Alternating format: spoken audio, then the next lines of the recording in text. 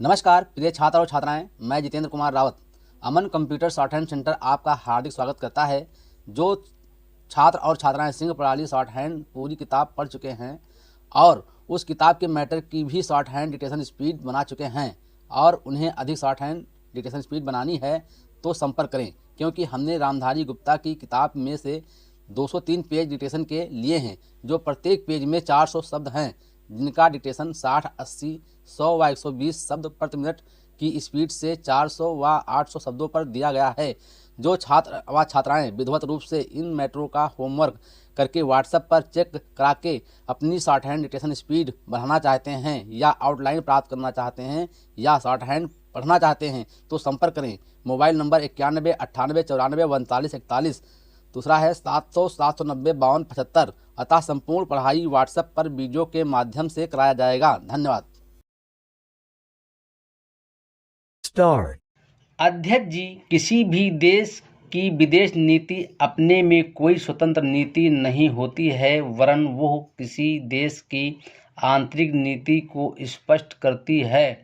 उदाहरण के लिए हम अमेरिका को ले सकते हैं। उसने अपने यहाँ अधिक अन्न पैदा किया और जब उसके पास अनाज फालतू बच गया तब वो अपने बकाया अनाज की बिक्री के लिए ऐसे देशों की तलाश करने लगा जो उधार पर माल ले सकते हों। किंतु हमारी आंतरिक नीति ने ये तय किया कि खर्चीले ढंग से सरकार चलाएंगे और स्वदेशी मुद्रा की कोई राशि हमारे पास नहीं बचेगी। हमने कर भी लगा दिए और उस मुद्रा प्रसार भी कर दिया।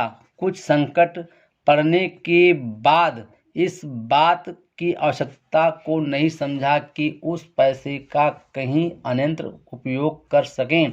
श्रीमान, मुझे माननीय प्रधानमंत्री जी के इस कथन पर दुख होता है कि दुनिया के अमीर और गरीब देशों का अंतर लगातार बढ़ता जा रहा है। मैं उनसे ये पूछना चाहती हूँ कि भारत की विदेश नीति ने उस अंतर को घटाने की क्या कोशिश की है? क्या भारत सरकार ने कभी दुनिया की पंचायत में यह कहने की हिम्मत की है कि बालिक मताधिकार के आधार पर यूएनओ का चुनाव होकर एक संसद बनाई जाए? और क्या आप में ये देखने की हिम्मत है कि फौज के हिसाब से कर लगाकर एक विकास का खाता खोल दिया जाए? जो देश विकसित है उनके मजदूरों का 1 घंटा हमारे देश के मजदूरों के 100 घंटों के बराबर माना जाता है, क्योंकि उनके पास साधन हैं। इसलिए यह अंतर और भी बढ़ता चला जा रहा है।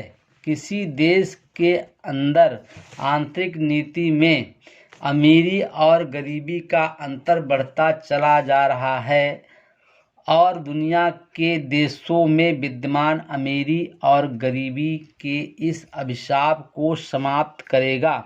ये समझ में आने वाली बात नहीं है। अब मैं आपका ध्यान एक और बात की ओर दिलाना चाहती हूँ।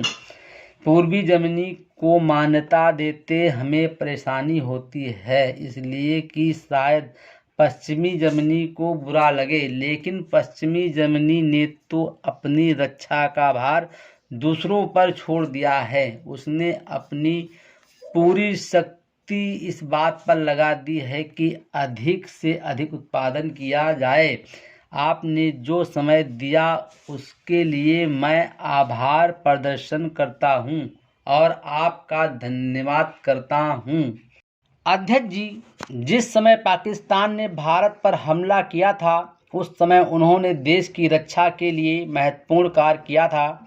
इसके साथ ही मैं मंत्री महोदय को यह भी स्मरण दिलाना चाहता हूं कि शायद उन्होंने इस पर ध्यान नहीं दिया कि इस बार जो राष्ट्रीय पुरस्कार मिले हैं उनमें रेलवे प्रशासन को केवल 2 ही प्राप्त हुए हैं, जबकि मैं ऐसा मानता हूं कि हमारी सेना के बाद अगर किसी ने युद्ध काल में सराहनीय कार्य किया है तो वो रेलवे प्रशासन अथवा रेलवे कर्मचारी और अधिकारी हैं। इसलिए उनके मनोबल को बनाए रखने के लिए और उनको प्रोत्साहित करने के लिए रेल मंत्री को इस बात पर भी ध्यान रखना चाहिए और इसका प्रयास करना चाहिए कि जो भी इस तरह के प्रोत्साहन मिले उनमें रेलवे का विशेष ध्यान रखा जाए।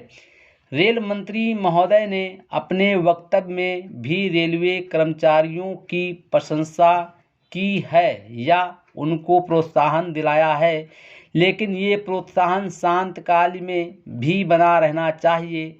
रेलवे ने युद्ध काल में जो काम किया वो तो देश की रक्षा का महान उद्देश्य था, लेकिन उसके बाद देश के निर्माण में या गरीबी मिटाने के लिए जो युद्ध होता है उसमें भी प्रत्येक रेलवे कर्मचारी का मनोबल उसी तरीके से बना रहे, इसके लिए भी रेल मंत्री महोदय को कुछ कदम उठाने की आवश्यकता है। मैं ऐसा मानता हूँ कि वो किसी भी तरीके से करे, उनका तरीका कुछ भी हो, लेकिन उनको यह करना चाहिए कि जितने भी रेलवे कर्मचारी हैं, जो भी रेलवे को मुनाफा हो उसमें वो साझीदार हों।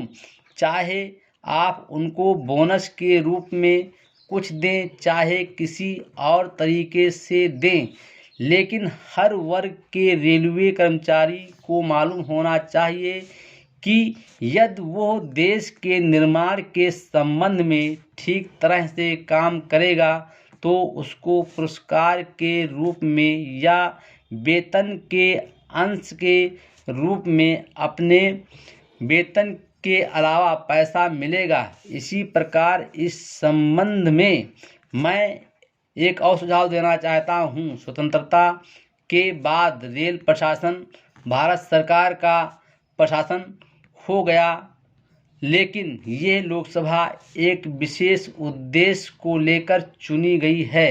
यह उस कार्यक्रम का एक नमूना ही है। गांधी जी ने जीवन के सभी पहलुओं पर प्रकाश डाला था। धन को वे स्वयं से व्यय करने के हक में थे। Full stop.